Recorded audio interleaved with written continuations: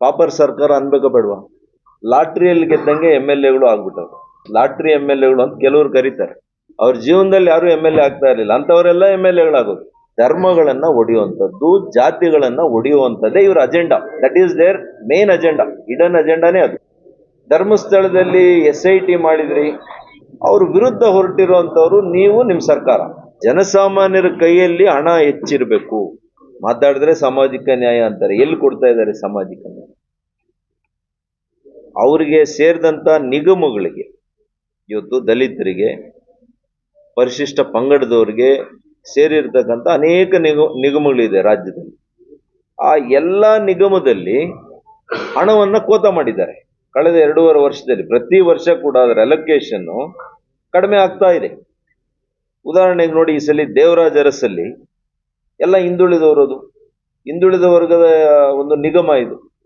90 ಕೋಟಿ ಅನುದಾನ ಕಡಿತ ಮಾಡಿದ್ದಾರೆ, 90 crores. ವಿಶ್ವಕರ್ಮಕ್ಕೆ ಅವ್ರಿಗೆ 12 ಕೋಟಿ ಕಡಿಮೆ ಮಾಡಿದ್ದಾರೆ.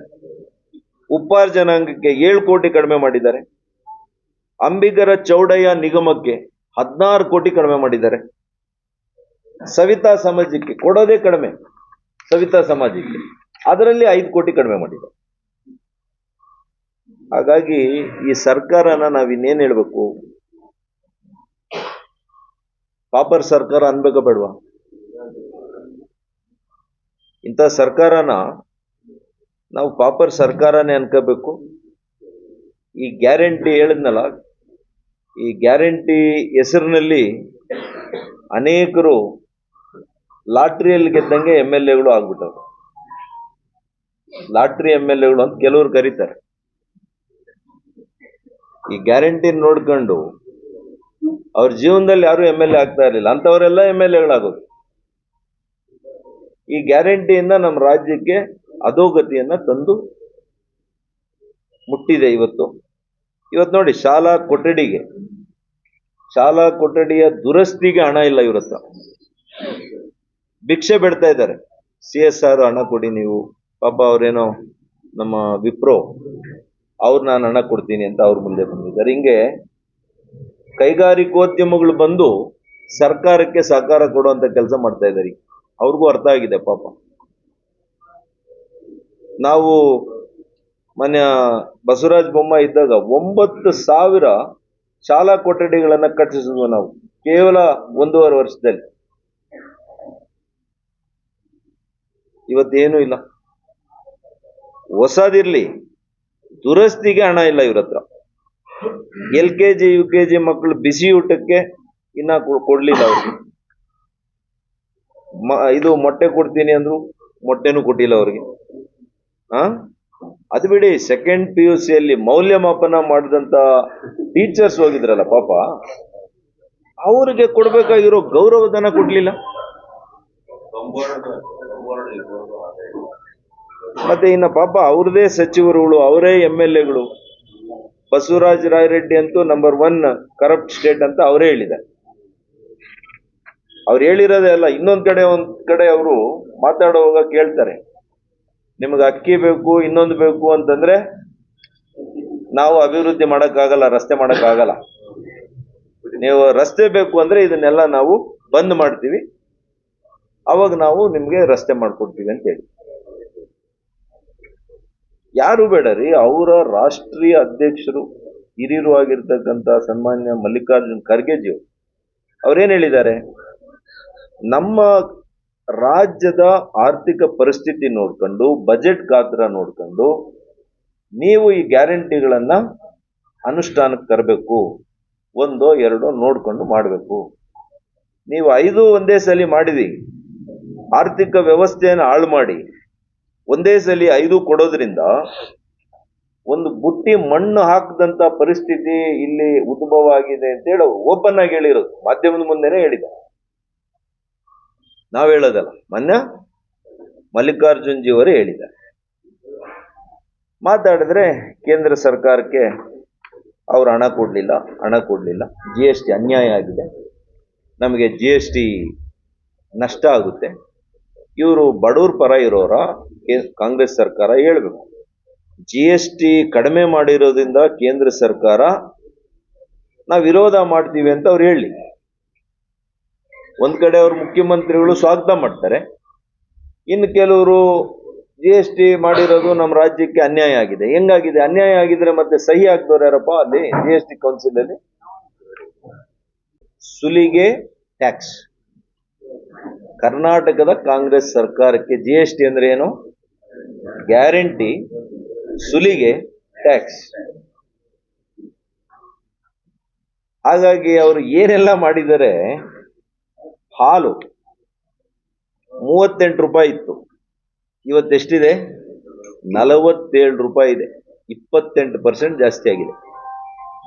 ಬಸ್ ದರ 100 ಕಿಲೋಮೀಟರ್ಗೆ 100 ರೂಪಾಯಿ ಇತ್ತು, ಈಗ 115 ರೂಪಾಯಿ ಮಾಡಿದ್ದಾರೆ. 15% ಜಾಸ್ತಿ. ಪೆಟ್ರೋಲ್ ನಾವೆಲ್ಲ ಕಡಿಮೆ ಮಾಡಿದ್ವಿ, ಕೇಂದ್ರ ಸರ್ಕಾರ ಟ್ಯಾಕ್ಸು ಸೆಸ್ಸು ಎಲ್ಲ ನಾವು ಕಡಿಮೆ ಮಾಡಿದ್ವಿ, ಸರ್ವಿಸ್ ಟ್ಯಾಕ್ಸ್. ಇವರು ಪೆಟ್ರೋಲ್ ಅಲ್ಲಿ 99 ರೂಪಾಯಿ ಇರಬೇಕಾಗಿದ್ದನ್ನ 103 ರೂಪಾಯಿ 77 ಪೈಸೆ ಮಾಡಿದ್ದಾರೆ. ಅಂದ್ರೆ ಒಂದು ಲೀಟರ್ಗೆ 4 ರೂಪಾಯಿ ಇವರೇ ತಗೊಳ್ತಾವ್ರಿ ರಾಜ್ಯ ಸರ್ಕಾರ. ಡೀಸೆಲ್ ಅಲ್ಲಿ ಕೂಡ 8% ಜಾಸ್ತಿ ಮಾಡಿದೆ. ನೀರಿನ ಶುಲ್ಕ 541 ರೂಪಾಯಿ ಇತ್ತು, ಈಗ 840 ರೂಪಾಯಿ ಮಾಡಿದ್ದಾರೆ. 55% ಜಾಸ್ತಿ ಮಾಡಿದ್ದಾರೆ ನೀರಿನ ಶುಲ್ಕ. ವಿದ್ಯುತ್ ಉಚಿತ ಅಂತಾರೆ, 1 ಕಿಲೋವ್ಯಾಟ್ಗೆ 120 ರೂಪಾಯಿ ಇದ್ದಿದ್ದು 145 ರೂಪಾಯಿ ಮಾಡಿದ್ದಾರೆ, ಅಂದ್ರೆ 21% ಜಾಸ್ತಿ. ಸ್ಟ್ಯಾಂಪ್ ಡ್ಯೂಟಿ, ರೈತರೇನೋ ಪಾಪ ಜಮೀನು ಕಷ್ಟ ಮಾರ್ಕೊತಾರೆ, ಅವರು ತಗೊಳ್ಳೋದಕ್ಕೆ 1 ಕೋಟಿ ಮೌಲ್ಯದ ಆಸ್ತಿ 20,000 ಇದ್ದಿದ್ದು ಇವತ್ತು 150% ಜಾಸ್ತಿ ಮಾಡೋರು, 150% ಜಾಸ್ತಿ ಮಾಡೋರು.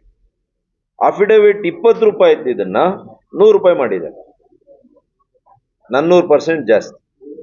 ಇನ್ನ BBMPಯಲ್ಲಿ ಕಸಕ್ಕೆ ಟ್ಯಾಕ್ಸ್ ಇರಲಿಲ್ಲ, ಅದಕ್ಕೆ ಇವಾಗ 400 ರೂಪಾಯಿ ಮಾಡಿದ್ದಾರೆ ಏಕ್ದಮ್. ಬಿತ್ತನೆ ಬೀಜಕ್ಕೆ 150 ರೂಪಾಯಿ, ಅಂದ್ರೆ 55% ಅದಕ್ಕೆ ಜಾಸ್ತಿ ಮಾಡಿದ್ದಾರೆ ತೆರಿಗೆನ, ಬಿತ್ತನೆ ಬೀಜ. ಪಾರ್ಕಿಂಗ್ ಶುಲ್ಕ ಇರಲಿಲ್ಲ ಬೆಂಗಳೂರಿನಲ್ಲಿ, ಅದಕ್ಕೆ 600 ರೂಪಾಯಿ ಮಾಡಿದ್ದಾರೆ ಏಕ್ದಮ್. ಶುದ್ಧ ಕುಡಿಯೋ ನೀರಿಗೆ 20 ಲೀಟರ್ಗೆ 5 ರೂಪಾಯಿ ಇತ್ತು, ಅದನ್ನ 100% ಜಾಸ್ತಿ ಮಾಡಿದ್ದಾರೆ, ಇನ್ನು 5 ರೂಪಾಯಿ ಜಾಸ್ತಿ ಮಾಡಿದ್ದಾರೆ. ಹೊಸ ವಾಹನಗಳ ನೋಂದಣಿ, ಹೊಸ ರಿಜಿಸ್ಟ್ರೇಷನ್ 500 ರೂಪಾಯಿಂದ 1000 ರೂಪಾಯಿ ಮಾಡಿದ್ದಾರೆ. ಸರ್ಕಾರಿ ಆಸ್ಪತ್ರೆಗಳ ಸೇವಾ ಶುಲ್ಕ, ಯಾರು ಸರ್ಕಾರಿ ಆಸ್ಪತ್ರೆಗಳಿಗೆ ಹೋಗೋರು ಯಾರು? ಅತ್ಯಂತ ಬಡವರು, ಮಧ್ಯಮವರು. ಅದಕ್ಕೆ ಸೇವಾ ಶುಲ್ಕ, ಸರ್ವಿಸ್ ಟ್ಯಾಕ್ಸ್ ಅಂತ 100 ರೂಪಾಯಿಂದ 500 ರೂಪಾಯಿ ಮಾಡಿದ್ದಾರೆ ಒಂದೇ ಸಲ. ನಾನು ಅದಕ್ಕೆ ಮೊನ್ನೆ ಹೇಳಿದ್ದು, ಇವರು ಹೃದಯನೂ ಇಲ್ಲ, ಇವರಿಗೆ ಈ ಆರೋಗ್ಯ ಇಲಾಖೆಗೆ ಅನಾರೋಗ್ಯಕ್ಕೆ ತುತ್ತಾಗಿದೆ. ಈ ಸರ್ಕಾರದಲ್ಲಿ ಆರೋಗ್ಯ ಇಲಾಖೆ ಅನಾರೋಗ್ಯಕ್ಕೆ ತುತ್ತಾಗಿದೆ. ಇನ್ನ ನಾನು ಆಲ್ಕೋಹಾಲ್ ಬಗ್ಗೆ ಹೇಳಲ್ಲ, ಮದ್ಯದ ದರ ಎಷ್ಟು ಪಾಪ ಅವರು ಜಾಸ್ತಿ ಜಾಸ್ತಿ ಜಾಸ್ತಿ, ಇಡೀ ದೇಶದಲ್ಲಿ ಹೈಯೆಸ್ಟ್ ಆಗಿದೆ ಈಗ. ಮತ್ತು ಇನ್ನು ದಲಿತರಿಗೆ ಎಲ್ಲ ರೀತಿಯಲ್ಲಿ ಅನ್ಯಾಯ ಮಾಡಿದ್ದಾರೆ. ಅವರ SCP TSP ಹಣ ಈಗಾಗಲೇ ಮೊನ್ನೆ ಹೇಳಿದ್ದೀನಿ ನಿಮ್ಗೆ, ಎಲ್ಲದರಲ್ಲಿ ಕೂಡ ಸುಮಾರು ಅನ್ನಭಾಗ್ಯಕ್ಕೆ 1670 ಕೋಟಿ ಯೂಸ್ ಮಾಡಿದ್ದಾರೆ. ಏನು SCP ಅಲ್ಲಿ ಇಟ್ಟಂತ ಹಣ, ಅವರ ಅಭಿವೃದ್ಧಿ ಮಾಡಬೇಕು ಅಂತ ಇಟ್ಟಿರುವಂತ ಹಣ ಇದು. ಯುವ ನಿಧಿಗೆ 162, ಶಕ್ತಿ ಯೋಜನೆಗೆ 1537 ಕೋಟಿ, ಗೃಹ ಜ್ಯೋತಿಗೆ 2626 ಕೋಟಿ, ಗೃಹಲಕ್ಷ್ಮಿಗೆ 7438 ಕೋಟಿ. ಇಷ್ಟು SCP TSP ಅಭಿವೃದ್ಧಿಗೆ ಇಟ್ಟಂತ ಹಣ. ಕಾನೂನು ತಂದು ಇಟ್ಟಿರುವಂತ ಆ ಒಂದು ಕಾನೂನ ಅಡಿಯಲ್ಲಿ ಅದನ್ನ ಧಿಕ್ಕರಿಸಿ, ಆ ಕಾನೂನು ಧಿಕ್ಕರಿಸಿ ಇವತ್ತು ಈ ಹಣವನ್ನ ಇವರು ದಲಿತರಿಗೆ ಉದ್ಧಾರ ಮಾಡ್ತೀನಿ ಅಂತ ಬಂದ ಸರ್ಕಾರ ಅವರ ಹೆಸರಿನಲ್ಲಿ ಅನ್ಯಾಯ ಮಾಡ್ತಾರೆ. ಎಷ್ಟಿತ್ತು ಅಂದ್ರೆ 18% ಟ್ಯಾಕ್ಸ್ ಇತ್ತು ಕಾಂಗ್ರೆಸ್ ಸರ್ಕಾರದಲ್ಲಿ. ಹಾಲು, ಮಕ್ಕಳು ಕುಡಿಯೋ ಹಾಲಿಗೆ, ಕಾರಿಗೆ ಆಲ್ ಮಿಲ್ಕ್ ಪ್ರಾಡಕ್ಟ್ಸ್ ಹೇಳ್ದೆ, ಪನ್ನೀರು ಇವೆಲ್ಲ ಕೂಡ. ಕಾರ್ಗೆ ಎಷ್ಟಿದೆಯಪ್ಪ? ಐಷಾರಾಮಿ ಕಾರ್ಗೆ ಎಷ್ಟು ಟ್ಯಾಕ್ಸ್ ಇತ್ತು ಕಾಂಗ್ರೆಸ್ ಅಲ್ಲಿ ಅಂದ್ರೆ ಅದು 18%. ಎಳೆ ಮಗು ಹಾಲು ಕುಡಿಯೋದಕ್ಕೂ ತೆರಿಗೆ 18%, ಐಷಾರಾಮಿ ಕಾರ್ಗೂ ಟ್ಯಾಕ್ಸ್ ಎಷ್ಟು? 18%. ನಾವೇನ್ ಮಾಡಿದೀವಿ ಈಗ? ಹಾಲಿಗೆ 0% ಯಾವುದೇ ತೆರಿಗೆ ಇಲ್ಲ. ನಾವು ಇದನ್ನ ಹಂಗೆ ಉಳಿಸಿದೀವಿ. ಯಾವುದು ಕಾರಿಗೆ 28 ಇವೆಲ್ಲ ಏನಿತ್ತು ಅದೆಲ್ಲ ತೆಗೆದು ಇವತ್ತು 18% ಮಾಡಿದ್ವಿ. ಸಿಮೆಂಟ್ ನೋಡಿ, ಇದೆಲ್ಲ ಕೂಡ ಇಂಡೈರೆಕ್ಟ್ ಟ್ಯಾಕ್ಸ್, ನೇರವಾಗಿ ಯಾವುದು ನಾವು ತಗೊಳ್ಳೋಂಥದ್ದು. ಸಿಮೆಂಟಲ್ಲಿ ತಗೊಳ್ಳೋದು ನಮ್ಗೆ ಗೊತ್ತಾಗಲ್ಲ. ಸಿಮೆಂಟು ಪೇಂಟು 30% ಇತ್ತು ಕಾಂಗ್ರೆಸ್ ಇದ್ದಾಗ, ಈಗ 18%, ಅಂದ್ರೆ 12% ಕಡಿಮೆ ಮಾಡಿದೆ. ಟಿವಿ, ಫ್ರಿಡ್ಜು, ವಾಷಿಂಗ್ ಮೆಷಿನ್ ಇದು ಕೂಡ 30% ಇತ್ತು ಕಾಂಗ್ರೆಸ್ ಇದ್ದಾಗ, ಇವತ್ತು 18% ಮಾಡಿದೆ. ಮತ್ತು ಹೆಣ್ಮಕ್ಳಿಗೆ ಬಹಳ ಮುಖ್ಯ. ಇವತ್ತು ಪಾಪ ಅವರ ಮುಖಕ್ಕೆ ಇದು powder, cosmetics, soap, shampoo, brushes ಎಲ್ಲರೂ ಕೂಡ. ಈ ಕಾಸ್ಮೆಟಿಕ್ಸ್ 30% ಇತ್ತು ತೆರಿಗೆ, ಈಗ 5% ಮಾಡಿ. ಹೋಟ್ಲುಗಳಲ್ಲಿ ತಿಂದು ಇಡ್ಲಿ ತಿನ್ನಿ, ಮಸಾಲೆ ದೋಸೆ ತಿನ್ನಿ, ಕಾಫಿ ಕುಡೀರಿ. ಕಾಂಗ್ರೆಸ್ ಅಲ್ಲಿ 30% ಇತ್ತು. ನಾನು 100 ರೂಪಾಯಿಗೆ ತಿಂದ್ರೆ 130 ರೂಪಾಯಿ ಕಟ್ಟಬೇಕಾಗಿತ್ತು. ಈಗ ಕೇವಲ 5%. 100 ರೂಪಾಯಿ ಬಿಲ್ ಮಾಡಿದ್ರೆ 105 ಆಗುತ್ತೆ. ಈಗ ಎಷ್ಟು ಸೇವ್ ಆಯ್ತು? 25 ರೂಪಾಯಿ ಸೇವ್ ಆಯ್ತು 100 ರೂಪಾಯಿ. ಇದನ್ನೆಲ್ಲ ತಾವು ಅರ್ಥ ಮಾಡ್ಕೊಳ್ಳಿ. ಮತ್ತು ನಾವು ಹಾಕೊಳ್ಳುವಂತ ಪಾದರಕ್ಷೆಗಳು 18% ಇತ್ತು ಕಾಂಗ್ರೆಸ್ ಅಲ್ಲಿ, ಈಗ ಬರೀ 5% ಆಗಿದೆ. ಅಂದ್ರೆ 13% ಕಡಿಮೆ ಮಾಡಿದ್ದಾರೆ. ಬಹಳ ಮುಖ್ಯವಾಗಿ ಹೆಣ್ಣುಮಕ್ಕಳು ಸ್ಯಾನಿಟರಿ ಪ್ಯಾಡ್ಸ್ ಅನ್ನ ಯೂಸ್ ಮಾಡಿ. ಇದು ಪ್ರತಿ ತಿಂಗಳು ಅವ್ರಿಗೆ ಬೇಕಾದ. ಅದು ಮಧ್ಯಮ ವರ್ಗದವರು, ಬಡ ಹೆಣ್ಣು ಮಕ್ಕಳು, ಇದು ಮಹಿಳೆಯರ ಆರೋಗ್ಯಕ್ಕೆ ಬಹಳ ಮುಖ್ಯವಾಗಿರ್ತಕ್ಕಂಥ ಬೇಕಾಗಿರ್ತಕ್ಕಂಥ ಒಂದು ವಸ್ತು. ಅವರು ನಿರಂತರವಾಗಿ ಬೇಕಾಗಿರುವಂಥ ಇದಕ್ಕೆ 13% ಇಟ್ಟಿದ್ರು ತೆರಿಗೆ. ಇವತ್ತು ಮಾನ್ಯ ಪ್ರಧಾನಮಂತ್ರಿಗಳು ಈ ದೇಶದಲ್ಲಿರ್ತಕ್ಕಂಥ ನಾರಿ ಶಕ್ತಿ ಏನಿದೆ, ಸ್ವಾಸ್ಥ್ಯ ನಾರಿ ಸಶಕ್ತ ಪರಿವಾರ ಅಂತ ಒಂದು ಕೂಗನ್ನ ಕೊಟ್ಟಿದ್ದಾರೆ. ನಮ್ಮ ಹೆಣ್ಮಕ್ಳು ಅವ್ರ ಆರೋಗ್ಯ ಇದ್ರೆ ಇಡೀ ಸಮಾಜದ ಸ್ವಾಸ್ಥ್ಯ ಒಳ್ಳೇದಾಗುತ್ತೆ ಅನ್ನೋ ನಿಟ್ಟಿನಲ್ಲಿ ಇವತ್ತು ಸ್ಯಾನಿಟರಿ ಪ್ಯಾಡ್ಸ್ಗೆ ಯಾವುದೇ ತೆರಿಗೆ ಇಲ್ಲ. 0%, 1 ರೂಪಾಯಿ ತೆರಿಗೆ ಇಲ್ಲ. ಮಕ್ಕಳು ತಿನ್ನೋ ಚಾಕ್ಲೇಟ್ಸ್ 30% ಇಟ್ಟಿದ್ರು ಕಾಂಗ್ರೆಸ್, ಈಗ 18% ತಂದಿದೆ. Detergent, tooth paste, shampoo, coffee ಇದಕ್ಕೆ 30% ಇತ್ತು ಕಾಂಗ್ರೆಸ್ ಸರ್ಕಾರದಲ್ಲಿ, ಈಗ ಬರೀ 5%.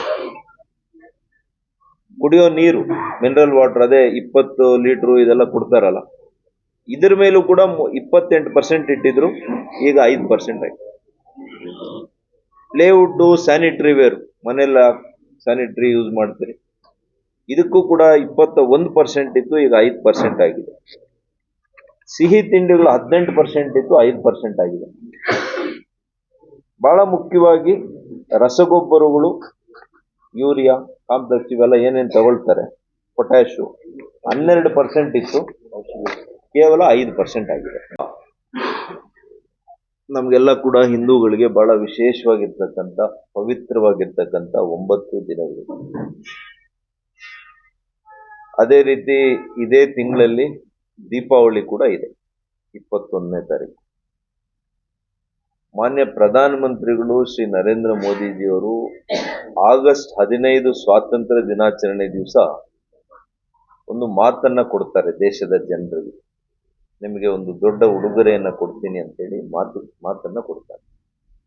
ಆ ಮಾತಿನ ಅನ್ವಯ ದಸರಾ ಹಾಗೂ ದೀಪಾವಳಿ ಪ್ರಯುಕ್ತ ದೇಶದ 140 ಕೋಟಿ ಜನರಿಗೂ ಕೂಡ ಒಂದು ದೊಡ್ಡ ಉಡುಗೊರೆಯನ್ನ ಕೊಟ್ಟಿದ್ದಾರೆ ಅಂತ ನಾವು ಹೇಳಬೇಕಾಗ್ತದೆ. GSTಯನ್ನ ಅತ್ಯಂತ ಸರಳೀಕರಣ ಮಾಡೋದ್ರ ಮೂಲಕ GST ತೆರಿಗೆಯನ್ನ ಕೆಲವು 28% ಏನಿತ್ತು, ಕೆಲವು 18% ಏನಿತ್ತು, ಅದರಲ್ಲಿ ಬಹುಪಾಲು 5% ತಂದಿದ್ದಾರೆ. ಅತ್ಯಂತ ಉಪಯುಕ್ತವಾಗಿರ್ತಕ್ಕಂಥ ಆರೋಗ್ಯ ಸೇವೆ ಇಂಥದ್ರಲ್ಲೆಲ್ಲ 0% ಮಾಡಿದ್ದಾರೆ, ತೆರಿಗೆನೇ ತೆಗೆದಾಕಿದ್ದಾರೆ ಹೆಲ್ತ್ ಇನ್ಶೂರೆನ್ಸ್ ಅಲ್ಲಿ. ಹಾಗಾಗಿ ಅದಕ್ಕೆ ಹೇಳಿದೆ, ಇದು ದೊಡ್ಡ ಉಡುಗೊರೆ ಯಾರೂ ನಿರೀಕ್ಷೆ ಮಾಡಲಿಕ್ಕೆ ಸಾಧ್ಯ ಇಲ್ಲ. ನಾನು ಕೂಡ ಆರ್ಥಿಕ ಇಲಾಖೆಯ ಸ್ಟ್ಯಾಂಡಿಂಗ್ ಕಮಿಟಿಯಲ್ಲಿ ಕೆಲಸವನ್ನು ಮಾಡ್ತಾ ಇದ್ದೀನಿ. ಮಾನ್ಯ ಪ್ರಧಾನಿಗಳು ಅವಕಾಶ ಕೊಟ್ಟಿದ್ದಾರೆ, ಅದು ಮಾಡ್ತಾ ಇದ್ದೀವಿ. ನಮಗೂ ಕೂಡ ಸದಸ್ಯರುಗಳಿಗೆ ಇಷ್ಟು ದೊಡ್ಡ ಪ್ರಮಾಣದಲ್ಲಿ ಒಂದು ನಿರ್ಧಾರ ಆಗ್ತದೆ ಮತ್ತು ದೇಶದ ಜನರಿಗೆ ಈ ರೀತಿಯ ಒಂದು ನಿರ್ಧಾರ ತೆಗೆದುಕೊಳ್ಳಿಕ್ಕೆ ಸಾಧ್ಯ ಆಗ್ತದೆ ಅಂತ ನಾವು ಕೂಡ ನಿರೀಕ್ಷೆ ಮಾಡಿದ್ವಿ. ಹಾಗಾಗಿ ನಿಜವಾಗಿಯೂ ಕೂಡ ದೇಶದ ಜನರ ಪರವಾಗಿ, ವಿಶೇಷವಾಗಿ ರೈತರ ಪರವಾಗಿ, ಜನಸಾಮಾನ್ಯರ ಪರವಾಗಿ, ಮಧ್ಯಮ ವರ್ಗದ ಬಡವರ ಪರವಾಗಿ ನಾವು ಪ್ರಧಾನಮಂತ್ರಿಗಳಿಗೆ ವಿಶೇಷವಾಗಿರ್ತಕ್ಕಂಥ ಕೃತಜ್ಞತೆಯನ್ನ ನಾವು ಸಮರ್ಪಣೆ ಮಾಡ್ತೇವೆ. ಅದೇ ರೀತಿ ಇದಕ್ಕೆ ಸಹಕಾರ ಕೊಟ್ಟು ಇದಕ್ಕೆ ದಿನನಿತ್ಯ ಕೆಲಸ ಮಾಡಿದಂಥ ವಿತ್ತ ಸಚಿವರು, ಆರ್ಥಿಕ ಸಚಿವೆ ಆಗಿರ್ತಕ್ಕಂಥ ಶ್ರೀಮತಿ ನಿರ್ಮಲಾ ಸೀತಾರಾಮನ್ ಅವ್ರಿಗೂ ಕೂಡ ನಾನು ಅವರಿಗೆ ಅಭಿನಂದನೆಯನ್ನು ಸಲ್ಲಿಸ್ತೇನೆ. ತಮಗೆ ಗೊತ್ತಿದೆ, GST ಕೌನ್ಸಿಲ್ ಅಂತ ಇರುತ್ತೆ. ಅಂದ್ರೆ ಪ್ರತಿ ರಾಜ್ಯದ ಆರ್ಥಿಕ ಸಚಿವರು ಅದರಲ್ಲಿ ಭಾಗಿಯಾಗಬೇಕು. ಕೇಂದ್ರ ಆರ್ಥಿಕ ಸಚಿವರು, ಮಿನಿಸ್ಟರ್ ಆಫ್ ಸ್ಟೇಟ್ ಇಬ್ಬರು ಇದ್ದಾರೆ. ಅಂದ್ರೆ ಕೇಂದ್ರದಿಂದ 3 ಮಂತ್ರಿಗಳು ಮತ್ತು ಇನ್ನು ಮಿಕ್ಕ ರಾಜ್ಯಗಳ ಎಲ್ಲ ಯೂನಿಯನ್ ಟೆರಿಟರೀಸ್ ಒಟ್ಟು 33 ಜನ GST ಕೌನ್ಸಿಲ್ ನಲ್ಲಿ ಸದಸ್ಯರು ಇರ್ತಾರೆ. GSTಯಲ್ಲಿ ಒಬ್ಬ ಮಂತ್ರಿ ಕೂಡ, ಅಂದ್ರೆ ಒಂದು ರಾಜ್ಯ ಕೂಡ ಒಪ್ಪದೇ ಇದ್ರೂ ಕೂಡ GSTಯಲ್ಲಿ ಪಾಸ್ ಮಾಡಕ್ಕಾಗಲ್ಲ, ಅದು ಕಾನೂನು. GST ಕೌನ್ಸಿಲ್ ನಲ್ಲಿ ಕೇಂದ್ರ ಹೇಳುತ್ತೆ ರಾಜ್ಯ ಮಾಡಬೇಕು ಅಂತಲ್ಲ. ಕೌನ್ಸಿಲ್ ಅಲ್ಲಿ ಇರ್ತಕ್ಕಂಥ 33 ಸದಸ್ಯರಲ್ಲಿ 33 ಜನ ಕೂಡ ಒಪ್ಕೋಬೇಕು. 33 ಜನ ಕೂಡ ಈ ತೀರ್ಮಾನಕ್ಕೆ ಸಹಿ ಆಗ್ತದೆ. ಹಾಗಾಗಿ ನಮ್ಮ ರಾಜ್ಯದ ಪರ ಮಾನ್ಯ ಸಿದ್ದರಾಮಯ್ಯನವರು ಆರ್ಥಿಕ ಸಚಿವರಾಗಿದ್ರು ಕೂಡ, ಬಹುಶಃ ಅವರಿಗೆ ಸಮಯದ ಅಭಾವದಿಂದನೋ ಏನ್ ಕಾರಣ ಗೊತ್ತಿಲ್ಲ, ಅವರು ಮಾನ್ಯ ಕೃಷ್ಣ ಬೈರೇಗೌಡರನ್ನ ಅವ್ರ ಪರವಾಗಿ ಅವ್ರು ಕಳಿಸ್ಕೊಟ್ಟಿದ್ರು. ಅವರ ಸಹಿ ಕೂಡ ಈ ನಿರ್ಧಾರದಲ್ಲಿ ಇದೆ. ನಾನು ಯಾಕೆ ಈ ಮಾತನ್ನು ಹೇಳ್ತೀನಿ ಮತ್ತೆ ಹೇಳ್ತೀನಿ. ಇವತ್ತು ಆರ್ಥಿಕ ಸಚಿವರ ಪರವಾಗಿ, ಮಾನ್ಯ ಮುಖ್ಯಮಂತ್ರಿಗಳ ಪರವಾಗಿ ಕಂದಾಯ ಸಚಿವರಾಗಿರ್ತಕ್ಕಂಥ ಮಾನ್ಯ ಕೃಷ್ಣ ಬೈರೇಗೌಡರು ಈ GST ಕೌನ್ಸಿಲ್ ಅಲ್ಲಿ ಭಾಗಿಯಾಗಿ ಅವರು ಕೂಡ ಈ ತೀರ್ಮಾನಕ್ಕೆ ಸಹಿಯನ್ನ ಹಾಕಿದ್ದಾರೆ. ಇವತ್ತು ಬಹಳ ಮುಖ್ಯವಾಗಿ ನನಗೆ ಬಹಳ ಸಂತೋಷ ಆಗಿರ್ತಕ್ಕಂಥ ವಿಷಯ, ರೈತರ ಟ್ರ್ಯಾಕ್ಟರ್ಗಳು, ರೈತರು ಬಳಕೆ ಮಾಡುವಂತಹ ಉಪಕರಣಗಳು, ರೈತರಿಗೆ ಅಗತ್ಯವಾಗಿ ಬೇಕಾಗಿರ್ತಕ್ಕಂಥ ಇವತ್ತು ಫರ್ಟಿಲೈಸರ್ಸ್, ರಸಗೊಬ್ಬರಗಳು, ಇದೆಲ್ಲದರ ಮೇಲೂ ಕೂಡ ತೆರಿಗೆ ಬಹಳಷ್ಟು ಕಡಿಮೆ ಮಾಡಿದೆ. ಹಾಗಾಗಿ ಇವತ್ತು ಈ ದೇಶದ ಜನ ಈ ರೀತಿಯ ಕೇಂದ್ರ ಸರ್ಕಾರ ಜನಪರವಾಗಿ, ರೈತರ ಪರವಾಗಿ ಇಷ್ಟು ಒಳ್ಳೆ ತೀರ್ಮಾನಗಳನ್ನ ತೆಗೆದುಕೊಂಡು ನೋಡೋದು, ಇವತ್ತು ಮೋದಿಯವರನ್ನ ಎಲ್ಲರೂ ಕೂಡ ಅಭಿನಂದಿಸ್ತಾ ಇದ್ದಾರೆ. 90% ಅಷ್ಟು ಟ್ಯಾಕ್ಸ್ ರಿಫಂಡ್, ಅದು ಏನು ಮುಂಚಿತವಾಗಿನೇ ಕೊಡುವಂಥದ್ದು. ಮೊದಲೆಲ್ಲ ಕಾಯ್ಬೇಕಾಗಿತ್ತು, ಈಗ ಮುಂಚಿತವಾಗಿ ಅಪ್ಫ್ರಂಟ್ ಕೊಡ್ತಾರೆ 90%. ಮತ್ತು ಎರಡೇ ಸ್ಟ್ರಕ್ಚರ್ ಇದೆ ನಿಮ್ಗೆ, ಈಗಾಗಲೇ ಹೇಳ್ದಂಗೆ ಎರಡೇ ಸ್ಟ್ರಕ್ಚರ್ ಇರೋದ್ರಿಂದ ಅವ್ರಿಗೂ ಕೂಡ ಸಣ್ಣ ಸಣ್ಣ ವ್ಯಾಪಾರಿಗಳಿಗೆ ಬಹಳಷ್ಟು ಸುಲಭ ಆಗ್ತದೆ. ಮತ್ತು ಸಾಗಾಣಿಕೆಯಲ್ಲಿ ಕೂಡ ಲಾಜಿಸ್ಟಿಕ್ಸ್ ಇದು ಕೂಡ ಕಡಿಮೆ ಆಗ್ತದೆ, ಅವರಿಗೆ ಸುಲಭ ಆಗ್ತದೆ, ಸುಗಮ ಆಗ್ತದೆ. ಇವೆಲ್ಲ ಕಾರಣಗಳಿಂದ ಇವತ್ತು ಕೇಂದ್ರ ಸರ್ಕಾರ ಏನ್ ಮಾಡ್ತಾ ಇದೆ ಈ ಬಜೆಟ್ ಅಲ್ಲಿ ಅಂತಂದ್ರೆ, ವಂದೇ ಭಾರತ್ ಮೂಲಭೂತ ಸೌಕರ್ಯ 144 ವಂದೇ ಭಾರತ್ ರೈಲುಗಳನ್ನ ಇವತ್ತು ಈ ದೇಶದಲ್ಲಿ ಪ್ರಾರಂಭ ಮಾಡಿದ್ದಾರೆ. ಕೆಲವರು ಕೇಳ್ತಾರಲ್ಲ, ಈ ರಾಜ್ಯದಲ್ಲಿ ಕೇಂದ್ರ ಸರ್ಕಾರ ತೆರಿಗೆ ಹಣದಲ್ಲಿ ಏನ್ ಮಾಡ್ತಾರೆ ಅಂತ. ತೆರಿಗೆಯನ್ನು ಒಂದ್ ಕಡೆ ಕಡಿಮೆ ಮಾಡಿದ್ದಾರೆ, ಇನ್ಕಮ್ ಟ್ಯಾಕ್ಸ್ ಅನ್ನ ಕಡಿಮೆ ಮಾಡಿದ್ದಾರೆ. 144 ವಂದೇ ಭಾರತ್, ಇದರ ಜೊತೆಗೆ ಬನ್ನಿ ವಿಮಾನ ನಿಲ್ದಾಣಗಳು ಏನು ಮುಂಚೆ UPA ಕಾಲದಲ್ಲಿತ್ತು ಅದ್ರ ಡಬಲ್ ಆಗಿದೆ ಇವತ್ತು, ಆದ್ರೆ ದುಪ್ಪಟ್ಟು. ಮತ್ತು ಹಿಂದೆ ಏನು ರಾಷ್ಟ್ರೀಯ ಹೆದ್ದಾರಿಗಳಿತ್ತು, ಇವತ್ತು ಅದಕ್ಕಿಂತ 60% ಹೆಚ್ಚಾಗಿದೆ. ಹಿಂದೆ ಏನು ರಾಷ್ಟ್ರೀಯ ಹೆದ್ದಾರಿಗಳಿತ್ತು ಅದಕ್ಕಿಂತ ಹೆಚ್ಚು 60% ಜಾಸ್ತಿ ಆಗಿದೆ. ಮತ್ತು ಹಿಂಗೆ ತಹಶೀಲ್ದಾರ್ ಹತ್ರ ಹೋಗ್ಬೇಕು, ಚೆಕ್ಗಳನ್ನು ಇಸ್ಕೋಬೇಕು, ಮಧ್ಯವರ್ತಿಗಳ ಹಾವಳಿ ಇವೆಲ್ಲ ಕೂಡ ಇರ್ತಾ ಇತ್ತು. ಆದರೆ ಮಾನ್ಯ ಪ್ರಧಾನಿಗಳು ಬಂದ ಮೇಲೆ ಯಾವುದೇ ಯೋಜನೆಗಳ ಮೂಲಕ ಜನಸಾಮಾನ್ಯರಿಗೆ ಹೋಗ್ತಾ ಇರುವಂತ ಹಣ 90% ಹಣ ಡಿಬಿಟಿ ಮೂಲಕ ಟ್ರಾನ್ಸ್ಫರ್ ಆಗ್ತಾ ಇದೆ. ಅಂದ್ರೆ 2,97,000 ಕೋಟಿಯಷ್ಟು ಹಣ ಯೋಜನೆಗಳ ಮೂಲಕ ಕೊಡುವಂಥದ್ದು ಜನರಿಗೆ, ಅವ್ರು ನೇರವಾಗಿ ಅವ್ರ ಅಕೌಂಟ್ಗೆ ಹೋಗುತ್ತೆ. ಇಷ್ಟು ಪಾರದರ್ಶಕತೆಯಿಂದ ಕೇಂದ್ರ ಸರ್ಕಾರ ಕೆಲಸ ಮಾಡ್ತಾ ಇದೆ. ಮತ್ತು ಈಗ ಆಪರೇಷನ್ ಸಿಂಧೂರ್ ನೋಡಿದ್ವಿ ನಾವು, ಯಾವ ರೀತಿ 6-7 ದಿವಸಗಳಲ್ಲಿ ಎಂಟೈರ್ ಆಪರೇಷನ್ ಆಯ್ತು. 2 ದಿವಸದಲ್ಲಿ ಪಾಕಿಸ್ತಾನದ ಉಗ್ರಗಾಮಿಗಳ ತಾಣವನ್ನ ಯಾವ ರೀತಿ ಹೋಗಿ ಧ್ವಂಸ ಮಾಡಿದ್ರು ನಮ್ಮ ರಕ್ಷಣಾ ಪಡೆಗಳು. ಆ ರಕ್ಷಣಾ ವಿಭಾಗಕ್ಕೆ, ರಕ್ಷಣಾ ಇಲಾಖೆಗೆ ಹಿಂದೆ ಏನು ಇವರು ಅನುದಾನವನ್ನ ಕೊಡ್ತಾ ಇದ್ರು UPA ಕಾಂಗ್ರೆಸ್ ಸರ್ಕಾರ, ಇವತ್ತು ನಮ್ಮ ಸರ್ಕಾರ ಬಂದ ಮೇಲೆ 34 ಟೈಮ್ಸ್ ಅವ್ರು 1 ಲಕ್ಷ ಕೊಡ್ತಾ ಇದ್ರೆ ನಾವು 34 ಲಕ್ಷ ಕೊಡ್ತಾ ಇದೀವಿ. ಉದಾಹರಣೆ ನಾನೇ, ಇವತ್ತು 34 ಟೈಮ್ಸ್ ಜಾಸ್ತಿ ಮಾಡಿದೀವಿ. ಅದರ ಒಟ್ಟು ರಕ್ಷಣಾ ಒಂದು ಇಲಾಖೆಗೆ. ಮತ್ತು ಹೊಸ ನವೋದ್ಯಮಗಳು, ಸ್ಟಾರ್ಟ್ಅಪ್ ಕಂಪನೀಸ್ ಅಂತೀವಲ್ಲ, ಈ ಕಡೆ ಸ್ಟಾರ್ಟ್ಅಪ್ ಕಂಪನಿಗಳು ಎಷ್ಟಿತ್ತು? ಕೇವಲ 350 ಕಂಪನಿ ಇತ್ತು, ಬರೀ 350 ಇಡೀ ದೇಶದಲ್ಲಿ. ಇವತ್ತೆಷ್ಟಿದೆ? 1,50,000 ಕಂಪನಿಗಳಿದೆ. ಅಂದರೆ ಸಾಮಾನ್ಯ ವರ್ಗದ ಮಕ್ಕಳು, ಇಂಜಿನಿಯರ್ಗಳು, MBA ಮಾಡಿದಂಥವ್ರು, ಲಾ ಮಾಡಿದಂಥವ್ರು, ಇವತ್ತು ಅವರು ಸಣ್ಣ ಸಣ್ಣ ಒಂದು ಕೈಗಾರಿಕೆಗಳನ್ನು ಸ್ಥಾಪನೆ ಮಾಡುವಂತ ಚೈತನ್ಯ ಬಂದಿದೆ. ಸಹಕಾರ ಸಿಗ್ತಾ ಇದೆ, ವಯಬಿಲಿಟಿ ಗ್ಯಾಪ್ ಫಂಡ್ ಸಿಗ್ತಾ ಇದೆ. ಅವ್ರಿಗೆಲ್ಲ ರೀತಿಯ ಪಾಲಿಸಿಯಲ್ಲಿ, ನೀತಿ ರೂಪಣೆಯಲ್ಲಿ, ನೀತಿ ಅವರಿಗೆ ಯಾವುದು ಸಹಕಾರ ಕೊಡಬೇಕು ಅಂತಹ ಒಳ್ಳೆಯ ನೀತಿಗಳನ್ನ ನಮ್ಮ ಕೇಂದ್ರ ಸರ್ಕಾರ ಮಾಡಿಕೊಟ್ಟಿದೆ. ಅದಕ್ಕೆ ಇವತ್ತು 350 ಏನ್ ಜನ ಹೇಳ್ತಾರೆ, ಎಷ್ಟು ಜನಕ್ಕೆ ನಮಗೆ ಕೆಲಸ ಸಿಕ್ಕಿದೆ.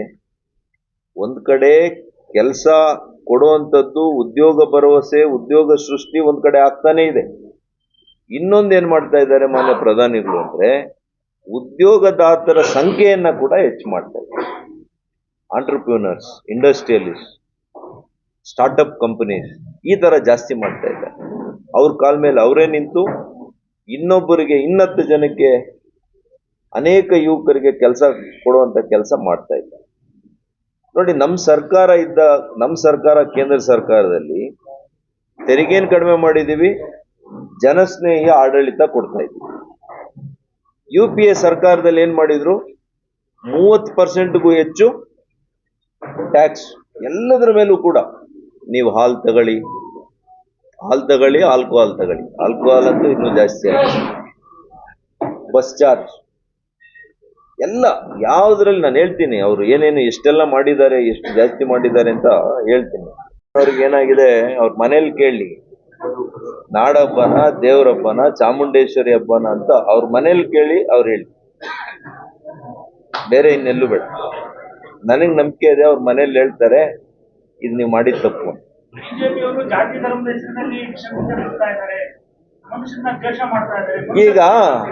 ಈಗ ಚಾಮುಂಡೇಶ್ವರಿ ಒಂದು ಇದಕ್ಕೆ ಹೆಸರನ್ನ ಆಯ್ಕೆ ಮಾಡಿದವರು ಯಾರು? ಬಿಜೆಪಿ ಅವ್ರು ಮಾಡಿದ್ರ? ಬಿಜೆಪಿ ಅವ್ರು ಮಾಡಿದ್ರ ಹೇಳಿ.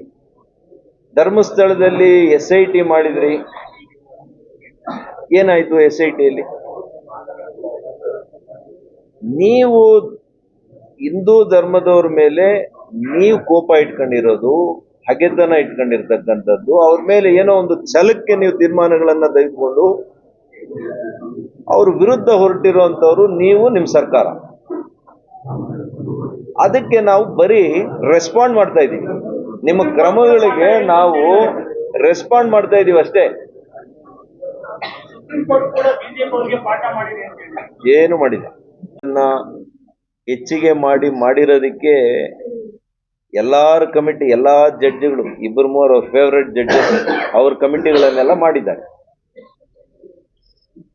ಇದು ಪ್ರಾರಂಭದಲ್ಲಿ ಇದ್ದಿದ್ದು 12,000, 8,000, 8,000ದಿಂದ ಈಗ 30,000 ಕೋಟಿಗೆ ಬಂದಿದೆ ಅಂದ್ರೆ 33,000ಕ್ಕೆ ಏನಾಯ್ತು? ಇಷ್ಟು ಹಣ ಯಾಕೆ ಬೇಕಾಯ್ತು? ಇದನ್ನ ನಮ್ಮ ಸರ್ಕಾರ ಬಂದ್ಮೇಲೆ ಇದನ್ನ ನಾವು ಕೂಡ ಸಮಗ್ರವಾಗಿ ತನಿಖೆ ಮಾಡ್ಬೇಕಾಗ್ತದೆ. ಆಗದೆ ಇದ್ದಿದ್ರೆ GST ಕೌನ್ಸಿಲ್ ಅಲ್ಲಿ ಪಾಸ್ ಆಗ್ತಾ ಇರ್ಲಿಲ್ಲ.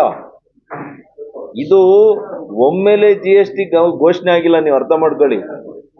ಇದು 1.5 ವರ್ಷದಿಂದ ನಡೀತಾ ಇರ್ತಕ್ಕಂಥ ಒಂದು ವ್ಯವಹಾರ ಮತ್ತು ಪ್ರಧಾನಮಂತ್ರಿಗಳು ಇದ್ರ ಮೇಲೆ ದಿಟ್ಟ ನಿರ್ಧಾರ ಇತ್ತು ಇವರಿಗೆ. ಚುನಾವಣೆ ಬಂತು, 23ರ ಪಾರ್ಲಿಮೆಂಟ್ ಚುನಾವಣೆ ಬಂದ ಮೇಲೂ ಕೂಡ ಆರ್ಥಿಕ ಸಚಿವರ ಜೊತೆ ನಿರಂತರ ಸಂಪರ್ಕದಲ್ಲಿದ್ದು ಅವರಿಗೆ ಸಲಹೆ ಸೂಚನೆಯನ್ನ ಕೊಟ್ಟು ಈ ದೇಶದ ಬಡ ಜನರಿಗೆ ಆರ್ಥಿಕವಾಗಿ ತೆರಿಗೆಯನ್ನ ಕಡಿಮೆ ಮಾಡೋದ್ರ ಮೂಲಕ ಅವರ ಆರ್ಥಿಕ ಸ್ಥಿತಿಗತಿಗಳು ಉತ್ತಮ ಆಗಬೇಕು ಅಂತೇಳಿ ಈಗಾಗಲೇ ಪ್ರಧಾನಿಗಳು ತೆಗೆದುಕೊಂಡಂತ ನಿಲುವು. ಅದಕ್ಕೆ 33 ಮೆಂಬರ್ಸು ಸೈನ್ ಹಾಕಿದ್ದಾರೆ. ಇನ್ಕಮ್ ಟ್ಯಾಕ್ಸು, ಇವತ್ತು ಇನ್ಕಮ್ ಟ್ಯಾಕ್ಸು ಇವತ್ತು ನಮಗೆ ಕಡಿಮೆ ಆಗಿರ್ಬೋದು, ಆದಾಯ ಕೇಂದ್ರ ಸರ್ಕಾರಕ್ಕೆ ಆದಾಯ ಕಡಿಮೆ ಆಗಿರ್ಬೋದು, ಅದನ್ನ ಯೋಚನೆ ಮಾಡಿಲ್ಲ ಪ್ರಧಾನಮಂತ್ರಿ. ಜನಸಾಮಾನ್ಯರ ಕೈಯಲ್ಲಿ ಹಣ ಹೆಚ್ಚಿರಬೇಕು. ಅದಕ್ಕೆ ಇವತ್ತು 11 ವರ್ಷಗಳಾದ್ರೂ ಕೂಡ UPA NDA ಅಲ್ಲಿ ನಾವಿವತ್ತು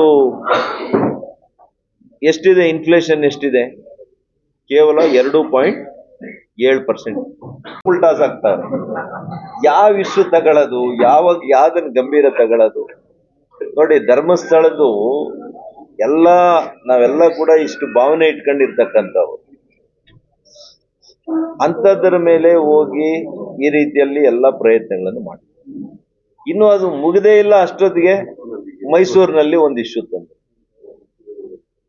ಚಾಮುಂಡೇಶ್ವರಿ ತಾಯಿ ದೇವಸ್ಥಾನಕ್ಕೆ ಯಾರು ಪೂಜೆ ಮಾಡಬೇಕು? ಎಂಥವ್ರು ಮಾಡಬೇಕು? ನವರಾತ್ರಿಯನ್ನು ಯಾರು ಉದ್ಘಾಟನೆ ಮಾಡಬೇಕು? ಅಲ್ಲಿಗೆ ನೀವು 6 ಕೋಟಿ ಜನರ ಭಾವನೆಗಳಿಗೆ, ಹಿಂದೂಗಳ ಭಾವನೆಗೆ ಧಕ್ಕೆ ತರಬೇಕು ಅಂತ ತಾನೇ ನಿಮ್ಮ ಉದ್ದೇಶ? ಯಾಕೆ ನಮ್ಮಲ್ಲಿ ಯಾರು ಇರ್ಲಿಲ್ವಾ? ನನಗೆ ಯಾವ ಒಂದು ಧರ್ಮದ ಮೇಲೆ ನನಗೇನು ಇದಿಲ್ಲ.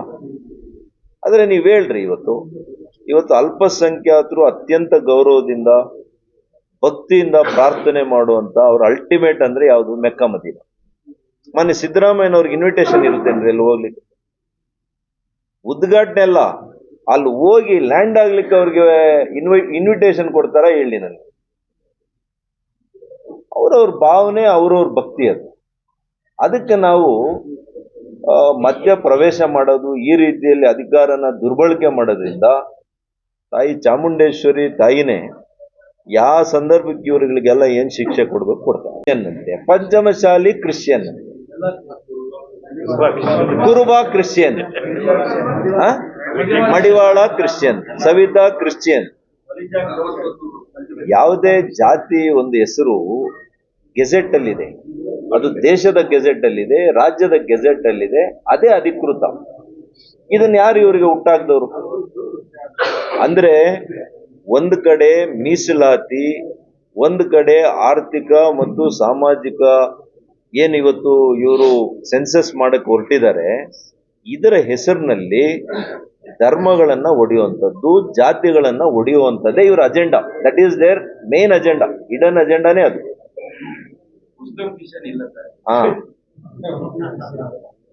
ಹಾಗಾಗಿ ಇದು ನಿಜವಾಗಿಯೂ ಕೂಡ ಬಹುಸಂಖ್ಯಾತ ಹಿಂದೂ ಧರ್ಮದವರ ಮೇಲೆ ಇದು ಗದ ಪ್ರಹಾರ ಮಾಡ್ತಾ ಇದೆ ಕಾಂಗ್ರೆಸ್ ಸರ್ಕಾರ. ಇವ್ರಿಗೆ ಯಾರು ಇಂಥ ಸಜೆಷನ್ ಕೊಡ್ತಾವ್ರೆ, ಸಲಹೆಗಳು ಕೊಡ್ತಾವ್ರೆ, ದೇವರೇ ಕಾಪಾಡ್ಬೇಕು ಇವ್ರನ್ನ. ಆದ್ರೆ ಯಾವೊಬ್ಬ ಹಿಂದೂ ಧರ್ಮದಲ್ಲಿ ಹುಟ್ಟಿರ್ತಕ್ಕಂಥ ಯಾವುದೇ ಸಾಮಾನ್ಯ ವ್ಯಕ್ತಿ ಇವ್ರು ತೆಗೆದುಕೊಂಡಂತ ನಿರ್ಣಯಗಳ ಬಗ್ಗೆ ಕಠೋರವಾಗಿ ಅವ್ರ ತೀರ್ಮಾನಗಳು ಮುಂದೆ ಇರ್ತವೆ. ತಾವು ನೋಡಿ, ಸುಮ್ಮನೆ ಇದ್ದಾರೆ ಅಂತ ತಿಳ್ಕೊಂಡಿದ್ದಾರೆ. ಅವರು ಪ್ರತಾಪವನ್ನ ಮುಂದಿನ ಬ್ಯಾಲೆಟ್ಗಳಲ್ಲಿ ತೋರಿಸ್ತಾರೆ. ವಿಶೇಷ ಒಂದು ಯೋಜನೆಗಳಾಗ್ಲಿ, ಮೂಲಭೂತ ಸೌಕರ್ಯಗಳಿಗೆ ಅವರು ಕೊಡಬೇಕಾಗಿದ್ದಷ್ಟು ಕೊಡ್ಲಿಲ್ಲ. ಮತ್ತು ನಮ್ಮಲ್ಲಿ ಇಡೀ ದೇಶದಲ್ಲಿ ಅತ್ಯಂತ ಹೆಚ್ಚಿಗೆ IT ರಫ್ತನ್ನ ಯಾರಾದ್ರೂ ಮಾಡಿದ್ರೆ ಅದು ಬೆಂಗಳೂರಿನಿಂದ ಆಗ್ತಾ ಇದೆ. ಸುಮಾರು 4 ಲಕ್ಷ ಕೋಟಿ ರೂಪಾಯಿಗಳು ನಮ್ಮ ವಾರ್ಷಿಕ ವಹಿವಾಟು ಇರುವಂತದ್ದು, ರಫ್ತಾಗುವಷ್ಟು ಮೊತ್ತ ಅದು. ಅಷ್ಟು ಜನ, ಇವತ್ತು ಎಷ್ಟು ಜನ ಇದ್ದಾರೆ? 30 ಲಕ್ಷ ಉದ್ಯೋಗಿಗಳು ಈ ಕ್ಷೇತ್ರದಲ್ಲಿ, ಇದರಲ್ಲಿ IT ಕ್ಷೇತ್ರದಲ್ಲಿ, BT ಕ್ಷೇತ್ರದಲ್ಲಿ ಕೆಲಸ ಮಾಡ್ತಾ ಇದ್ದಾರೆ. ಅದು ಡೈರೆಕ್ಟ್ ಎಂಪ್ಲಾಯೀಸ್ ನಾನು ಹೇಳೋದು. ಅದನ್ನ ನಂಬಿಕೊಂಡು ಇಂಡೈರೆಕ್ಟ್ ಎಂಪ್ಲಾಯೀಸ್ ಬಹಳ ಜನ ಇರ್ತಾರೆ. ಇಷ್ಟು ದೊಡ್ಡ ಪ್ರಮಾಣ ಒಂದು ಕ್ಷೇತ್ರದ ಮೇಲೆ ಇವತ್ತು ಅವಲಂಬಿತ ಆಗಿದ್ರೆ, ಈ ರಾಜ್ಯ ಸರ್ಕಾರದ ಇವತ್ತು ಬಡ್ಜೆಟ್ ಅಲ್ಲಿ ಕೂಡ ಅವರು ಬಹಳಷ್ಟು ಅವರ ತೆರಿಗೆ ಮೂಲಕ ನಮಗೆ ಹಣ ಕೊಡ್ತಾ ಇರುವಾಗ, ನೀವು ಬೆಂಗಳೂರಿನ ಮಹಾಜನತೆಯನ್ನ ನೀವು ನಿರ್ಲಕ್ಷ್ಯ ಮಾಡಿ, ಅಭಿವೃದ್ಧಿಯನ್ನ ನಿರ್ಲಕ್ಷ್ಯ ಮಾಡಿದ್ರೆ ಇನ್ನೇನ್ ಮಾಡ್ತಾರೆ ಅವರು? ನೀವೇ ಅವ್ರಿಗೆ ಅವಕಾಶ ಮಾಡಿಕೊಡ್ತಾ ಇದ್ದೀರಿ ಬೇರೆ ರಾಜ್ಯಗಳಿಗೆ ಹೋಗಿ ನೋಡ್ಲಿ. ಮಾತಾಡಿದ್ರೆ ದೊಡ್ಡ ದೊಡ್ಡ ಯೋಜನೆಗಳ ಬಗ್ಗೆ ಹೇಳ್ತೀನಿ, ಮಾಡಿ, ನಮ್ದೇನ್ ತಕರಾರಿಲ್ಲ. ನೀವು ಸುರಂಗ ಮಾರ್ಗ ಆದ್ರೂ ಮಾಡಿ, ಡಬಲ್ ಡೆಕ್ಕರ್ ಆದ್ರೂ ಮಾಡಿ, ಅಥವಾ ಹೊಸ ವಿನ್ಯಾಸ ಬಂದಿದೆ ಅದ್ರ ಪ್ರಕಾರ ಮಾಡಿ. ಆದ್ರೆ ಲೋ ಹ್ಯಾಂಗಿಂಗ್ ಫ್ರೂಟ್ಸ್ ಅಂತ ಕರಿತೀವಿ ನಾವು. ಮರದಲ್ಲಿ ಕೆಳಗಡೆನೆ ಹಣ್ಣಿರ್ತದೆ, ಅದನ್ನ ಕಿತ್ತು ತಿನ್ನೋವಂಥ ಕೆಲಸ ಮಾಡಿ, ರೋಡಲ್ಲಿರೋ ಇವತ್ತು ಅನೇಕ ಗುಂಡಿಗಳನ್ನು ಮುಚ್ಚೋ ಕೆಲಸ ಮಾಡಿ. ಎಷ್ಟೋ ಕಡೆ ನೀವು ಟ್ರಾಫಿಕ್ ಅನ್ನ ಸರಿಯಾಗಿ ನಿರ್ವಹಣೆ ಮಾಡಿದ್ರೆ ಎಷ್ಟೋ ಟ್ರಾಫಿಕ್ ಅನ್ನ ನಾವು ಕಂಟ್ರೋಲ್ ಮಾಡಬಹುದು. ಈ ರೀತಿಯ ಕೆಲವು ತಾತ್ಕಾಲಿಕ ವ್ಯವಸ್ಥೆಗಳನ್ನ ಮಾಡಿ ಆದಷ್ಟು ಶೀಘ್ರದಲ್ಲಿ ಬೆಂಗಳೂರನ್ನ ನೀವು ಫಿಕ್ಸ್ ಮಾಡದೇ ಇದ್ರೆ, ಅಂದ್ರೆ ಇನ್ಫ್ರಾಸ್ಟ್ರಕ್ಚರ್ನ ಫಿಕ್ಸ್ ಮಾಡದೇ ಇದ್ರೆ, ನಿಜವಾಗಿಯೂ ಕೂಡ ಮುಂದಿನ ದಿನಗಳಲ್ಲಿ ಅನೇಕ ಕಂಪನಿಗಳು ನಮ್ಮ ರಾಜ್ಯ ಬಿಡುವಂತ ಪ್ರಮಾದದಲ್ಲಿ ನಾವು ಸಿಕ್ಕಾಕೊಂಡು. ಡಿಜಿಟಲ್ ಸ್ಕ್ಯಾಮ್ಸ್ಟರ್ಸು ದೇಶದಲ್ಲಿ ಬಹಳ ಜಾಸ್ತಿ ಆಗಿದೆ. ನಮ್ಮ ಪತ್ನಿಯವ್ರಿಗೂ ಈ ರೀತಿಯಲ್ಲಿ ಫೋನ್ ಮಾಡಿದ್ದಾರೆ. ತಕ್ಷಣ 3/4 ಗಂಟೆಯಲ್ಲಿ ಗೊತ್ತಾಗುವಷ್ಟೊತ್ತಿಗೆ ಅದನ್ನ ವಾಪಸ್ ಹಣ ಬಂದಿದೆ, ಅದು ಬೇರೆ. ಬಟ್ ಆದ್ರೆ ವಿಷಯ ನಾನು ಹೇಳೋದು, ಇದರ ಬಗ್ಗೆ ನಮ್ಮ ಸಮಾಜ ಬಹಳ ಗಂಭೀರವಾಗಿ ತಗೋಬೇಕು.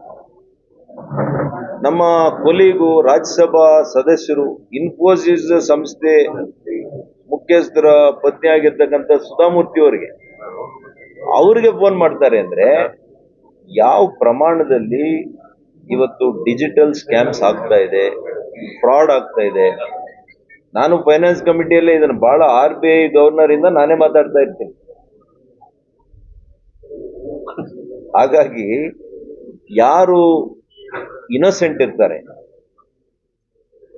ಅಂತವರು ಇದರಲ್ಲಿ ಬಹಳ ಬೇಗ ಅವರು ಹಣ ಕಳ್ಕೊಳ್ತಾರೆ. ಅವರ ಒಂದು ಇನ್ನೋಸೆನ್ಸ್ ಇಲ್ಲ. ಅದಕ್ಕೆ ನಾನು ಎಲ್ಲಾ ಮಹಿಳೆಯರಲ್ಲಿ, ಎಲ್ಲರಲ್ಲಿ ಕೂಡ ನಾನು ಕೇಳ್ಕೊಳ್ತೀನಿ. ಅನೇಕ ನನ್ನ ಸ್ನೇಹಿತರುಗಳೇ ಕಳ್ಕೊಂಡಿದ್ದಾರೆ, ಏನು ಎಲ್ಲ ಬುದ್ಧಿವಂತರು, ವಿದ್ಯಾವಂತರು. ಇದು ದೊಡ್ಡ ಪಿಡುಗಾಗಿದೆ, ಈ ದೇಶದಲ್ಲಿ ದೊಡ್ಡ ಪಿಡುಗಾಗಿದೆ. ಇದನ್ನ ನಾವೆಲ್ಲ ಕೂಡ ಸೇರಿ ಮತ್ತು ನಮ್ಮ ಸೈಬರ್ ಕ್ರೈಮ್ ಬ್ರಾಂಚಸ್ ಏನಿದೆ ಇನ್ನೂ ಕೂಡ ಸ್ಟ್ರೆಂಥನ್ ಮಾಡಬೇಕು. ಇನ್ನೂ ಕೂಡ ಸ್ಟ್ರೆಂಥನ್ ಮಾಡಿ ಎಲ್ಲ ತಂತ್ರಜ್ಞಾನವನ್ನ ಬಳಸಿ ಅವರನ್ನ ಹಿಡಿಯುವಂತ ಕೆಲಸ ಮಾಡಬೇಕು. ಇದು ಒಟ್ಟಿನಲ್ಲಿ ದೇಶದಲ್ಲಿ ಬಹಳಷ್ಟು ದೊಡ್ಡ ಪ್ರಮಾಣದಲ್ಲಿ ಆಗ್ತಾ ಇದೆ. ಈ ಟ್ರಾನ್ಸ್ಫರ್ಸ್ಗೂ ಡಿಜಿಟಲ್ ಸ್ಕ್ಯಾಮ್ಸ್ಗೂ ಬಹಳ ವ್ಯತ್ಯಾಸ ಇದೆ. ಡಿಜಿಟಲ್ ಟ್ರಾನ್ಸ್ಫರ್ಸ್ ಏನು? ಕೇಂದ್ರ ಸರ್ಕಾರದಿಂದ ನಿಮ್ಮ ಅಕೌಂಟ್ಗೆ ನೇರವಾಗಿ DPT ಆಗುತ್ತೆ. ನಿಮ್ಮ ನಂಬರ್ಗೆ ಮೆಸೇಜ್ ಬರುತ್ತೆ, ನೀವು ಎಸ್ ಅಂದ್ರೆ ಮಾತ್ರ ನಿಮ್ಮ ಇದಕ್ಕೆ ಹೋಗುತ್ತೆ, ಬ್ಯಾಂಕಿಗೆ. ಅಲ್ಲೇನು ಮಾಡೋಕ್ಕಾಗಲ್ಲ. ಅವ್ರು ಏನ್ ಮಾಡ್ತಾರೆ, ನಿಮ್ಮ ಆಧಾರ್ ಕಾರ್ಡ್ ತಗೊಳ್ಳೋದು ಎಲ್ಲಿಂದನೋ. ಇವತ್ತೇನಾಗುತ್ತೆ, ನೀವು ಕ್ರೆಡಿಟ್ ಕಾರ್ಡ್ ಇಂದ ಏನೋ ತಗೊಂಡಿರ್ತೀರಿ, ಇಲ್ಲ UPI ಇಂದ ಎಲ್ಲೋ ಏನೋ ತಗೊಂಡಿರ್ತೀರಿ. ಅಲ್ಲಿಂದ ಅಂಗಡಿಗಳ ಹತ್ರ ಇನ್ಫಾರ್ಮೇಶನ್ ತಗೊಳ್ಳೋದು, ಟಿಕೆಟ್ ಅಲ್ಲಿ ಇನ್ಫಾರ್ಮೇಶನ್ ತಗೊಂಡು ಅದ್ರ ಮೂಲಕ ಅವರು ಈ ರೀತಿಯಲ್ಲಿ ಸ್ಕ್ಯಾಮ್ ಅನ್ನು ಮಾಡ್ಲಿಕ್ಕೆ ಪ್ರಯತ್ನ ಮಾಡ್ತಾರೆ. ಇವರೆಲ್ಲ ಕ್ರಿಮಿನಲ್ಸ್. ನೋಡ್ರಿ, ಕಳ್ತನ, ಸುಲಿಗೆ, ಇವತ್ತು ಇವೆಲ್ಲ ಮಾಡೋದ್ರ ಬದಲು ಇದು ಬಹಳ ಸುಲಭ ಅಲ್ವಾ? ಎಲ್ಲೋ ಕೂತ್ಕೊಂಡು ಫೋನಲ್ಲಿ ದುಡ್ಡು ಮಾಡ್ಕೊಳ್ಳೋದು. ಇದು ಒಂದು ದಂಧೆ. ಇದು this is a new trend, organised crime ಇದು. ಇರ್ತಕ್ಕಂಥ ಉಪಕರಣಗಳು ಕೃಷಿ ಒಂದು ಕ್ಷೇತ್ರದಲ್ಲಿ ಬಂದಿರೋದ್ರಿಂದ ಇದು ಕೂಡ ಬಹಳ ಇದಾಗಿದೆ. ಮತ್ತು ಒಬ್ಬ ವೈದ್ಯನಾಗಿ ಆರೋಗ್ಯ ಕ್ಷೇತ್ರಕ್ಕೆ ಯಾವ ರೀತಿ ಕೊಡುಗೆ ಕೊಟ್ಟಿದ್ದಾರೆ ನೋಡಿ.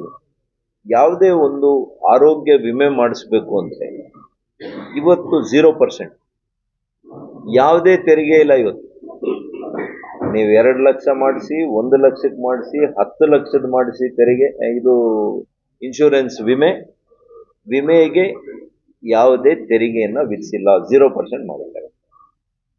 ಅದೇ ರೀತಿ ಔಷಧಿಗಳ ಮೇಲೆ ಕೂಡ, ಬಹಳಷ್ಟು ಔಷಧಿಗಳ ಮೇಲೆ ಕೂಡ ತೆರಿಗೆಯನ್ನ 0 ಮಾಡಿದ್ದಾರೆ. ಮತ್ತು ಫಿಟ್ನೆಸ್ಗೆ, ದೈಹಿಕವಾಗಿರ್ತಕ್ಕಂಥ ಆರೋಗ್ಯವನ್ನ ಕಾಪಾಡಿಕೊಳ್ಳಿಕ್ಕೆ ಅನೇಕ ಉಪಕರಣಗಳು ಬಂದಿದ್ದಾವೆ. ನಿಮಗೆ ಗೊತ್ತಿದೆ, ಜಿಮ್ ಅಲ್ಲಿ ಫಿಟ್ನೆಸ್ಸು, ಇದರ ಎಕ್ವಿಪ್ಮೆಂಟ್ಸ್ ಮೇಲೆ ಕೂಡ ತೆರಿಗೆ 0 ಮಾಡಿದ್ದಾರೆ. There is no tax. ಯಾವುದೇ ನೀವು ಎಕ್ವಿಪ್ಮೆಂಟ್ಸ್ ಅನ್ನು ತಗೊಳ್ಳಿ, ಫಿಟ್ನೆಸ್ಗೆ ಯಾವುದೇ ಜಿಮ್ ಅಲ್ಲಿ ತಗೊಳ್ಳಿ, ಯಾವುದೇ ತೆರಿಗೆಯನ್ನ ವಿಧಿಸಿಲ್ಲ. ಮತ್ತು ಬಹಳ ಮುಖ್ಯವಾಗಿ ಮಕ್ಕಳ ಹಾಲು, ಇವತ್ತು ಮೊಸರು, ಪನ್ನೀರು, ದಿನನಿತ್ಯ ಬಳಸುವಂತಹ ಪದಾರ್ಥಗಳು, ಇವೆಲ್ಲದರ ಮೇಲೆ ಕೂಡ 0 ಮಾಡಿದ್ದಾರೆ. ಇವತ್ತು ತೆರಿಗೆ ಇಲ್ಲ. ಇವತ್ತು ಅದೇ ಇಲ್ಲಿ ರಾಜ್ಯ ಸರ್ಕಾರ, ಅದನ್ನ ಹೇಳ್ತೀನಿ ಮುಂದೆ ಏನೆಲ್ಲ ಮಾಡಿದ್ರು ಅಂತ, ಅವರು ಎಲ್ಲದರ ಮೇಲೆ ಕೂಡ ತೆರಿಗೆ ಹಾಕಿದ್ದಾರೆ. ಇದೆ. ಅದೇ ನಮ್ಮ ಗ್ರೋತ್ ರೇಟ್ ಏನಿದೆ 7.9% ಇದೆ ನಮ್ಮ ಬೆಳವಣಿಗೆ. ಏನು ಈ ರೀತಿಯ ಜಿಯೋಪೊಲಿಟಿಕಲ್ ಸಿಚುವೇಶನ್ ಅಲ್ಲಿ ಅಂತಾರಾಷ್ಟ್ರೀಯ ಮಟ್ಟದಲ್ಲಿ ಕೆಲವು ಕಡೆ ಯುದ್ಧದ ವಾತಾವರಣ ಇದೆ, ಕೆಲವು ಕಡೆ ಯುದ್ಧಗಳು ನಡೀತಾ ಇದೆ. ಇದೆಲ್ಲದರ ಹಿನ್ನೆಲೆಯಲ್ಲಿ ಭೌಗೋಳಿಕವಾದಂತಹ ಒಂದು ಬಿಕ್ಕಟ್ಟುಗಳಿದ್ರೂ ಕೂಡ ನಮ್ಮ ದೇಶದಲ್ಲಿ ಯಾರಿಗೂ ತೊಂದರೆ ಆಗದಂತೆ ಹೊರೆಯನ್ನ ಕಡಿಮೆ ಮಾಡ್ತಾ ಇರುವಂತ ಒಬ್ಬ ಪ್ರಧಾನಮಂತ್ರಿಗಳು ನಮ್ಮ ಕೇಂದ್ರ ಸರ್ಕಾರ ಇವತ್ತಿದೆ. ಅದಕ್ಕೆ ಮತ್ತೊಮ್ಮೆ ನವರಾತ್ರಿ, ದೀಪಾವಳಿ ಹಬ್ಬದ ನಿಮ್ಗೆಲ್ಲ ಕೂಡ ಆರ್ಥಿಕ ಶುಭಾಶಯಗಳು. ಈ ತೆರಿಗೆ ಕಡಿಮೆ ಆಗಿರೋದು, ಇನ್ಕಮ್ ಟ್ಯಾಕ್ಸ್ ಕಡಿಮೆ ಆಗಿರೋದು, 12 ಲಕ್ಷದವರೆಗೂ ಇನ್ಕಮ್ ಟ್ಯಾಕ್ಸ್ ಅನ್ನ ತೆಗೆದಾಕಿರೋದು, ಇದೆಲ್ಲ ಕೂಡ ಜನಸಾಮಾನ್ಯರಿಗೆ ದೊಡ್ಡ ಆರ್ಥಿಕ ಚೈತನ್ಯ ಬಂದಿದೆ. ನಿಮ್ಮೆಲ್ಲರ ಒಂದು ವಿಶ್ವಾಸ ಹೀಗೆ ಮುಂದುವರಿಲಿ. ಮಾನ್ಯ ಪ್ರಧಾನಿಗಳು 17ನೇ ತಾರೀಕು ಅವರು ಹುಟ್ಟುಹಬ್ಬ ಆಯಿತು. ಆ ಹುಟ್ಟುಹಬ್ಬದ ದಿವಸ ಕೂಡ ಅವರು ಅದನ್ನೇ ಹೇಳ್ತಾರೆ, ನೀವು ನನಗೆ ಹುಟ್ಟುಹಬ್ಬ ಆಚರಣೆ ಮಾಡೋದಕ್ಕಿನ್ನ ನನ್ನ ಹುಟ್ಟುಹಬ್ಬದ ಆಚರಣೆ ಹೆಸರಿನಲ್ಲಿ ಸೇವೆಯನ್ನ ಮಾಡಿ, 15 ದಿನಗಳ ಸೇವೆ ಮಾಡಿ. 17ನೇ ತಾರೀಕಿಂದ ಅಕ್ಟೋಬರ್ 2ನೇ ತಾರೀಕುವರೆಗೂ ಸೇವಾ ಪಾಕ್ಷಿಕ ಅಂತೇಳಿ ಒಂದು ಕಾರ್ಯಕ್ರಮ ಕೊಟ್ಟಿದ್ದಾರೆ. ಪ್ರತಿ ದಿವಸ ಮಹಿಳೆಯರ ಆರೋಗ್ಯಕ್ಕೆ ಹೆಚ್ಚಿನ ಒತ್ತನ್ನು ಕೊಡಬೇಕು ನೀವು ಈ ದಿನಗಳಲ್ಲಿ ಅಂತ ಹೇಳಿದ್ದಾರೆ.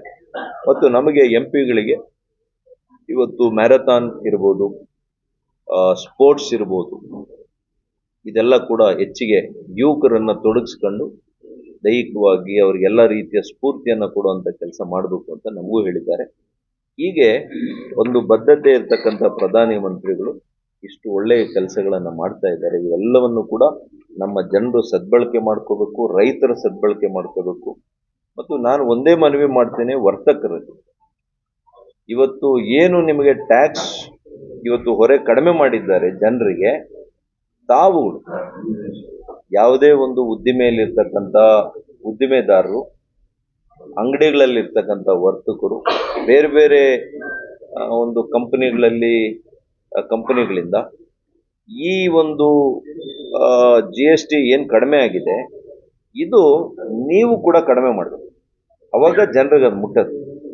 ಅದು ನಿನ್ನೆಯಿಂದಾನೇ ಪ್ರಾರಂಭ ಆಗಿದೆ. ನಿನ್ನೆ ಮೊದಲನೇ ದಿವಸ, ನಿನ್ನೆನೆ ಪ್ರಾರಂಭ ಆಗಿದೆ.